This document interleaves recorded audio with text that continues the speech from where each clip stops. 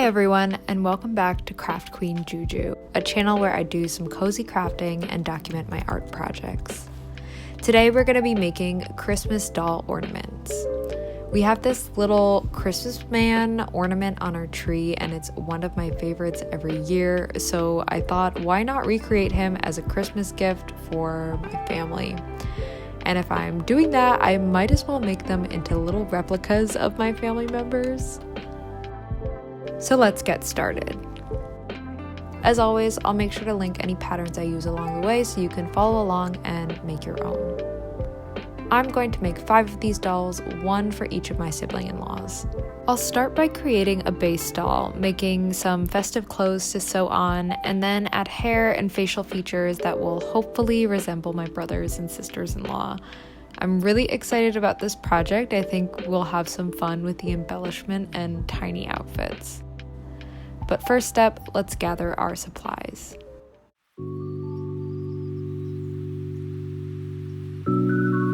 This project is working very small, so I had everything I needed in my ever-growing fabric scraps pile. I mostly used felt for my doll ornaments. It's really easy to work with and doesn't fray on the raw edges. For the base, I only had this white felt, and my family is pale but not that pale, so I decided to use a kind of beige canvas instead. For the clothes, I pulled out all my reds, greens, and whites and had more than enough to put together this project. I found a base pattern for fabric dolls and then scaled it down to what I wanted, which was about 7 or 8 inches tall. I sketched out 3 pieces, a body, arm, and leg, and then for each doll I'll need to cut out 2 of the body pieces, cut along a folded edge, and then 4 each of the legs and arms. I measured and drew it out on scratch paper with only some minor miscalculations at first. I decided to make 1 doll ornament all the way through, kind of as a prototype, so I could make sure the pattern fit what I wanted. I cut out my pattern pieces, matched them up against my model, and then cut them out. I sewed right sides together with a very small seam allowance to try to keep the original shape. Then came the hardest part in this whole process, which was turning the little body parts inside out. I used a very stiff fabric and had very small pieces, which made it so difficult to do. I eventually tried a lot of different ways to make this easier, but it was excruciating. With my prototype, I found that I sewed too close to the edge and the seams came out in a few places. This made the head a little funny shaped, but nothing some clothes and a hat can't fix. Next, I stuffed all the doll parts with more fabric scraps and then hand stitched the body parts together. And this is what it looked like.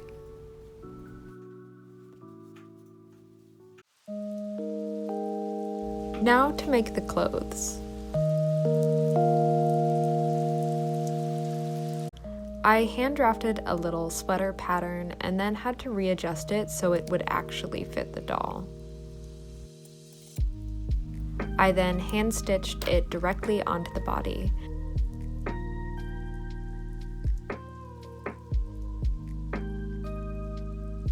And I thought it came out pretty okay for a freehand attempt. Pants were next with a similar pattern sketch, and then I hand stitched them directly on.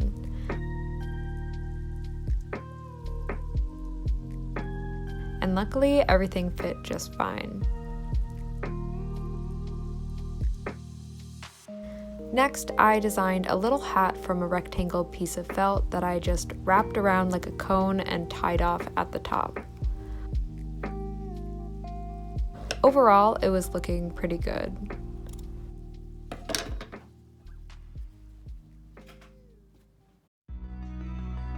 And finally, we made it to the last step, my favorite part, which was adding in the details.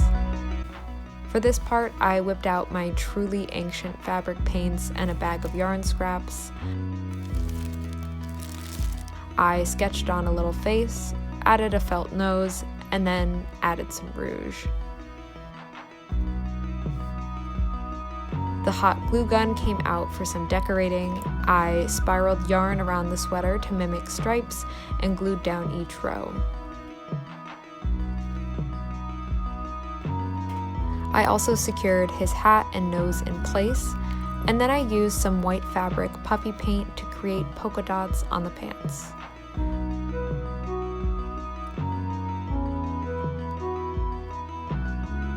I gave him some final touch-ups and a beard, and was finally done with my first ornament. Here he is.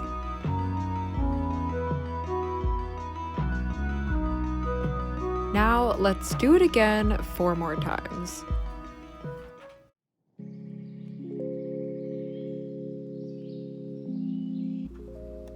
I made some small adjustments to my base pattern and then got right to cutting and sewing everything together.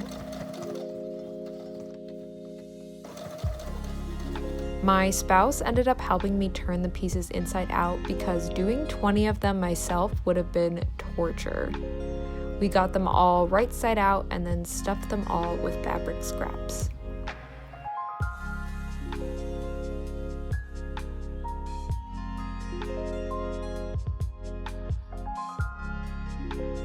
Hours later, we had all our creepy body parts put together.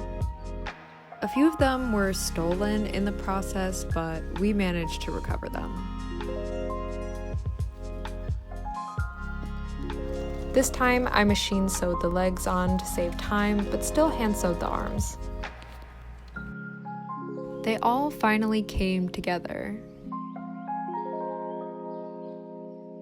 Next, it was back to making mini clothes.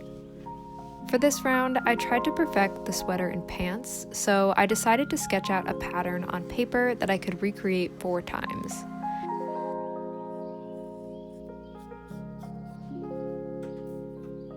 It worked very well, and I repeated the process of sewing them directly onto the dolls.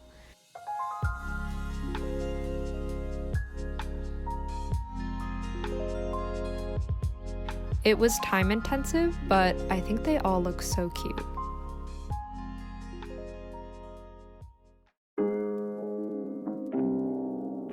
Next was my favorite part, adding the hair and accessories.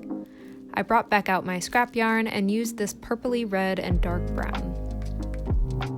This first doll has bangs and shoulder-length hair. I hot glued it on piece by piece and then gave her a mini haircut by trimming it to the proper length.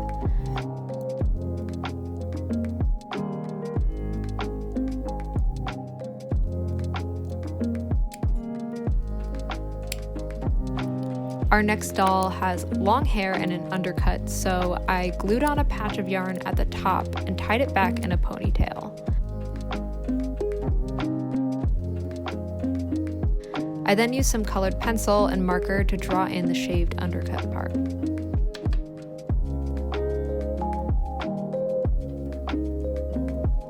I took a similar process with the next doll, who has short hair that's buzzed on the sides. I glued down the top and then used pulled apart yarn fuzz for the sides, which I kind of shredded and then glued on.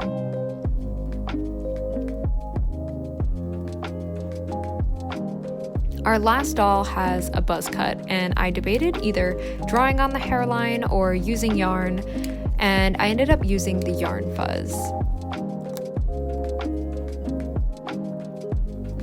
It turned out okay, so I added another little hat that I tied off at the top. She needed a little something extra, so I made a pom-pom that I glued on as well. Our dolls are no longer bald, so I cut them each out little noses and added their faces.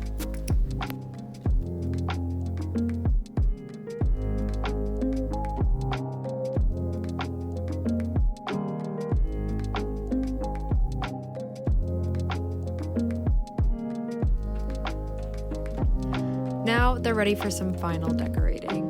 I used a mixture of yarn and fabric paint to add patterns and textures to their clothes. I put pom-poms on their sweaters, wrapped and glued yarn to make stripes, and did some fabric paint designs. I also added some little scarves. And for one doll, I made mini glasses by bending some wire and affixing them to the doll's head. With that, our dolls and their little holiday outfits are all put together. The last step is affixing ties to them so they actually hang as ornaments. I used yarn again and sewed a loop to their hair or on the top of their heads. Make sure this is fairly centered or they will hang at an angle. And they're finished.